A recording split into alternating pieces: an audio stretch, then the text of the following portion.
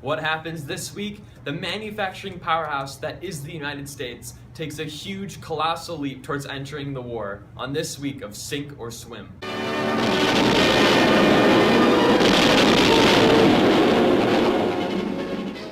Last week, the Entente forces continued on with their African campaign into German East Africa by occupying the towns of Kaderhim and Kionga. The British, under siege, strike back at the Turkish forces in Mesopotamia as the Tigris begins to flood, and the Lake Narok offensive, led by the Russians, finally comes to an end. The Russians also make significant progress with their campaign in Trebizond.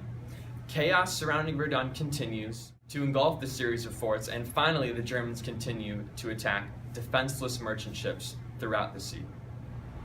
Headline after headline still surround the sinking of the British carrier ship, the SS Sussex, 6 weeks after it was torpedoed by a German U-boat on March 22nd, and that resulted in the loss of 50 passengers. However, the Germans are still reluctant to admit that it was a German U-boat that torpedoed the Sussex, even though on the 15th of April, it was revealed that 4 members belonging to that very same U-boat, made prisoner by the French, had testified that the submarine did in fact torpedo the Sussex. The Ministry of Marine for France also pointed out that the time and route taken by the SS Sussex is known to almost all sailors as that of a streamliner, thus arousing suspicion over whether this was a premeditated act, which is not surprising considering the Germans have recently committed numerous acts just like this one.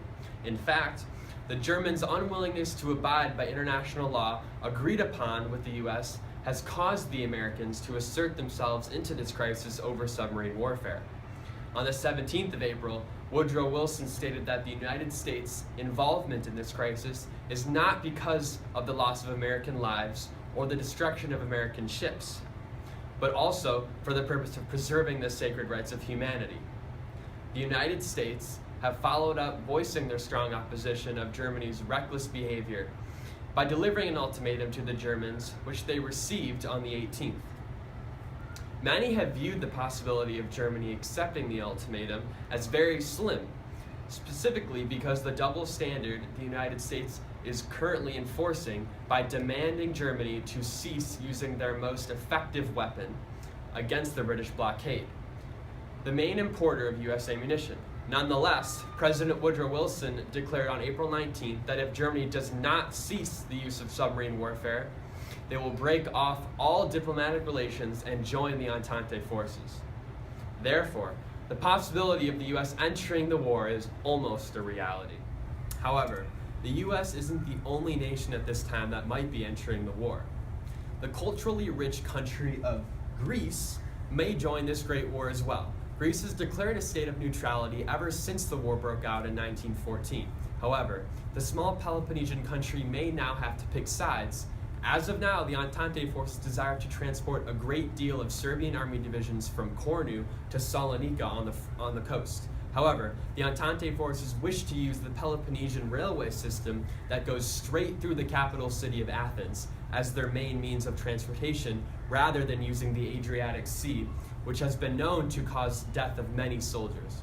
While this may sound like a neutral act, the Allied forces have stated that they will consider this act to be unfriendly if the Greeks permit the transportation of Serbian soldiers via the Greek railway.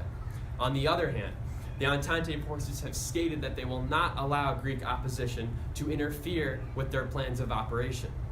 The Prime Minister of Greece has decreed a strong opposition against such plans, but has refrained from giving public consent.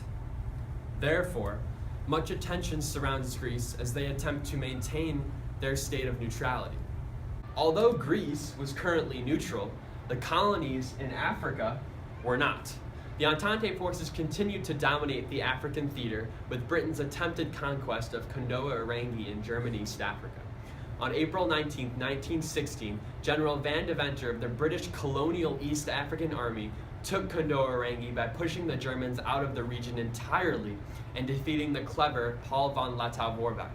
The casualties for the Entente forces were minimal, while the casualties for the Germans were high, as 50 local Askari warriors were killed.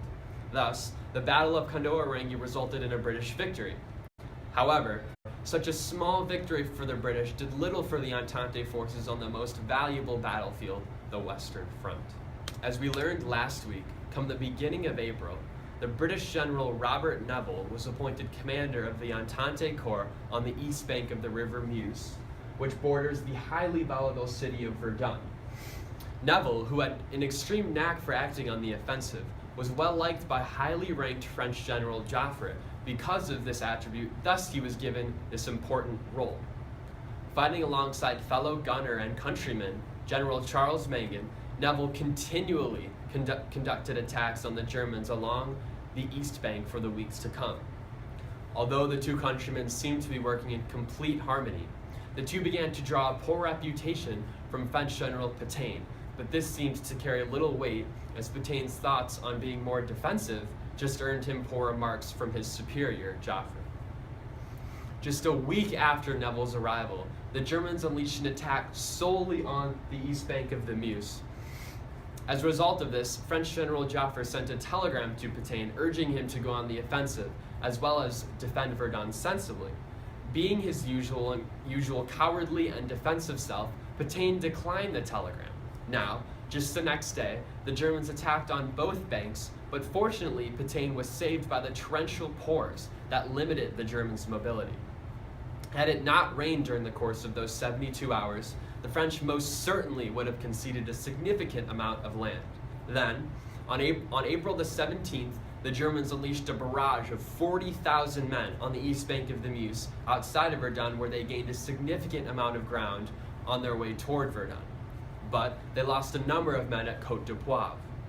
The objective of this battle was to take Fort Douaumont, just 2.5 miles from Verdun, but they were not successful during this week at Verdun. Another area where the French were sucking wind were with their finances.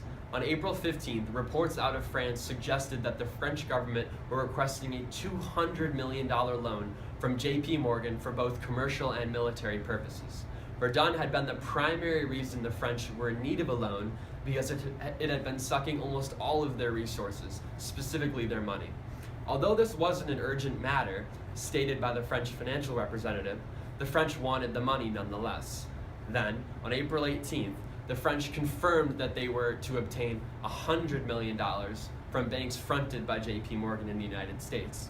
As a result, the end of this week certainly leaves the French scrambling. The French weren't the only Entente force in need of assistance. The British Indian Army were in desperate need of reinforcements for their Mesopotamian campaign. General Townshend's decision to become under siege in order to tie up the Turks at the fort of Kut al-Mara has shown even more consequence this week. Currently, General Lake, the senior commander of the British Indian Army, is continuing up the Tigris River in order to help relieve General Townshend and his men. Ironically, the floods did not benefit General Lake or the British commanders very much. They did, however, drive back the Turks on the right bank of the Tigris River on the April 14th and 15th, thanks to Sir Geoffrey Frederick Goringe, who also captured Beit Asiya on the 17th. However, on the 18th, the Turks released a series of ferocious counterattacks on the south bend of the Tigris River near Saniyat. This resulted in some of General Lake's soldiers being pushed back as far as 800 yards. The hopes for British successfully surviving this siege looked very grim after the Turkish counterattack, especially since they requested the population of Kut al-Mara to evacuate and ordered the aerodrop of supplies over the town on the 20th. Furthermore, the Tigris wasn't the only body of water that was causing blood to be spilled. There were mass casualties near the Black Sea as the Caucasus campaign between the Turks and Russians continued on. And unlike in Mesopotamia, the Turks were being defeated without question in the Caucasus region. After the Russians took Erzurum on February 15th, they quickly followed up their victory and started on their campaign for Trebizond, one of the most protected Black Sea ports. This week on the 16th, the Russians were able to successfully capture the Turkish fort of Karader, which lies 25 miles southeast of Trebizond on the west bank of the Black Sea. The Turks, having believed that they had spooked off the Russians by allowing their cruiser, the Brousseau, to roam the waters of the Black Sea, did not account for a bombardment by sea from the Russians. Therefore, the egotistical Turks did not set up proper defense mechanisms that would prevent a naval flank. This allowed the Russians to swiftly and effectively attack the Turks from sea. Then, after the conquest of Karadir, the Russians successfully captured Trebizond on the 19th, through the help of swift and clever land and sea operations. Meanwhile, the Russians were also able to fend off the Turkish attacks at the fort of Bayburt on April 16th, 60 miles northwest of Erzurum, and leave the Ottomans with significantly large numbers of casualties. This was because the Turks were attempting to try and take back Erzurum by first taking Bayburt, but failed miserably. Thus, the Russians now, conquering most of the Turkish Black Sea ports, they continued on eastward towards Bitlis in order to completely disrupt the Turkish trade routes.